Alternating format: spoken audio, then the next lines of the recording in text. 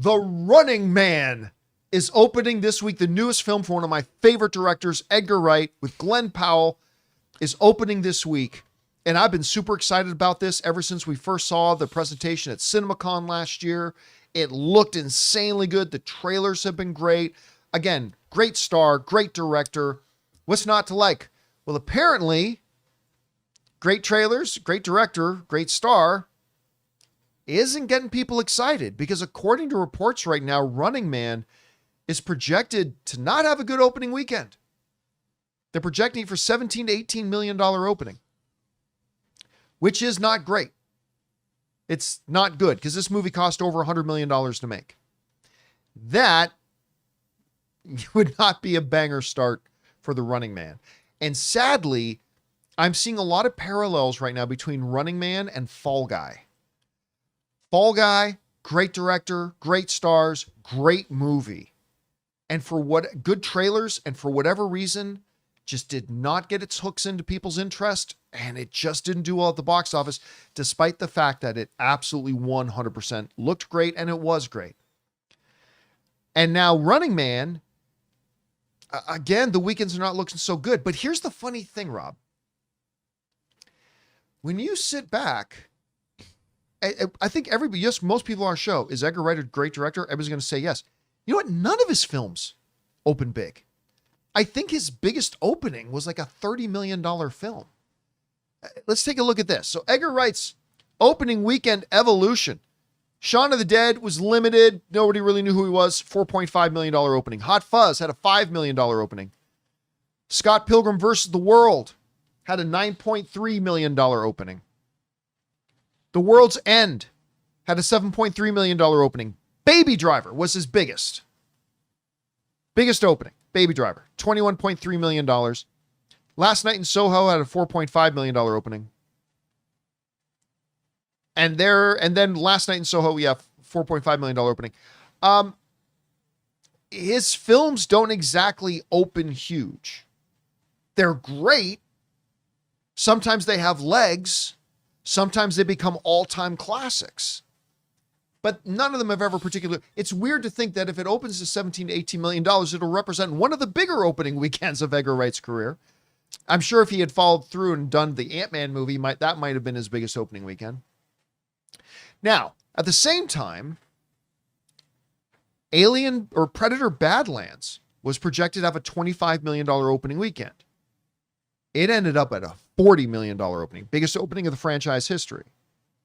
So I'm hoping, Rob, that the same kind of elixir that went into Predator Badlands, combination of great reviews, great word of mouth, all that kind of stuff, I'm hoping that will snowball into something that represents a $30, $35 million opening weekend for this film because it totally looks like it deserves it. I haven't seen it yet myself. Maybe I won't even like it, but I'm seeing it in 2 days. But here's hoping for better results from this. Rob, are you surprised to hear these early projections? And what do you think the cause of this is? Well, first of all, I got to say Edgar Wright is my spirit animal. Oh, he's so great. You know, he made a TV series called Spaced. Yep. That it's like The Big Bang Theory for really smart people. That is very much working in the same vein as this movie I made called Free Enterprise. And I've always been a fan of Edgar Wright. I've loved his sensibility. I've never met him. You know, Dawn of the Dead, the original Dawn of the Dead is one of my favorite movies of all time. And when I saw Shaun of the Dead, I'm like, how does a person that made this movie exist on this planet, and how come I don't know them? And I've always felt that way about his work, whether it was Hot Fuzz, World's End, Baby Driver. I'm just look what he did with Lily James and Baby Driver. Everything that Baby Driver's so great. Everything that Edgar Wright's ever done, I felt to myself, he should be my best friend. but so... And the fact said that by every stalker everywhere. He talked about reading The Running Man when he was 14, and he was in the Criterion Closet, to promote for the second time to promote this film.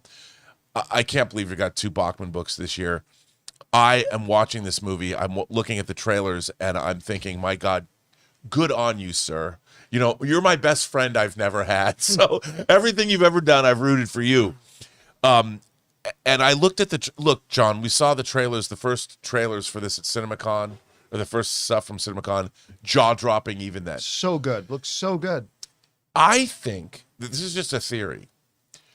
I think that the irony, like it's very Paul Verhoeven, it's kind of a cross between RoboCop and Total Recall, and it's got that kind of societal commentary, and yet I just think our world today doesn't get this kind of movie. They will. Like at first, hopefully they will, but they look at this and they don't know what to make of it. They're like, wait a minute, is this like, it looks, because you've got the iconography of a real variety show, and then you've got the biting social satire and political commentary of a Verhoeven movie. I think people just don't get it. I think we are. I look at this trailer and go, oh my God. And if you read The Running Man, it is more topical, more prescient now than it was when it was written. I mean, it's speaking to us today. I think people look at this and they just don't know what to make of it. Because otherwise, I look at this and I'm like, this is like catnip for me. I'm like, get in my belly right now, Running Man. And I think people also might think that, wait a minute, if you remember it's interesting because Predator was a Schwarzenegger movie. And people are like, how come Badlands is not like Predator? And I'm like, because Predator's a Schwarzenegger film. Same situation. I said that yesterday. And this is a Schwarzenegger movie too. Yeah. And it's like, wait a minute, how come Richard Dawson's not in this, and how come we don't see Schwarzenegger? I'm not drawing that parallel, but there's interesting similar things going on. And I think people just don't know what to make of Running Man. And I think you're right. I think that the low tracking is going to be obliterated once people go to those preview shows on Thursday and see the movie. I wouldn't be surprised if it adds $15 million to its box office projections, the same way that Badlands did, because I think it is going to provide the same kind of hella good time at the movies that Predator Badlands did, that people go and they're going to go, oh my God, this is one of the most wildly entertaining movies I've seen in years. And I think that's because Edgar Wright has always delivered the fun. His movies from Shaun of the Dead, go and see an Edgar Wright movie, they are wildly, as I keep saying, wildly entertaining. So, look, I went and saw Hot Fuzz, and I'm like, I went into it going, I wish it was more like Shaun of the Dead. That lasted about 5 minutes. And then I'm like, oh my God. And casting Timothy Dalton I'm telling you, Edgar Wright is my spirit animal, and he is not going to let me down. Well, like I said, just 2 days away from going to see it. Guys, we want to take a second to thank the sponsor of today's video, Zapier. One of the biggest game changers of the past year has been AI. But let's be real, just talking about AI doesn't actually make your day any more productive. What does make it more productive is finding tools to put AI to work for you. And that's where Zapier comes in. Zapier is the easiest way to take AI and plug it directly into the apps and processes that you're already using every day. No IT bottlenecks, no complexity, just results. For me, it's been about saving time on repetitive stuff so I can focus on the work that matters and I actually enjoy. And it's not just me. Over 3.4 million companies are already using Zapier to streamline everything from sales and marketing to IT and HR. With their AI orchestration platform, you can connect top AI models like ChatGPT or Claude right into the apps you already use. So whether it's automatically enriching leads, coaching your sales team, or even resolving IT tickets, Zapier makes it simple. Guys, join the 3.4 million companies already automating with Zapier and transform how you work with Zapier and AI. Get started for free by visiting zapier.com/Campea. That's ZAPIER.com/Campea. Guys, question is for you. What do you think about this? The tracking projections for Running Man are very low, like up to $17 to $18 million.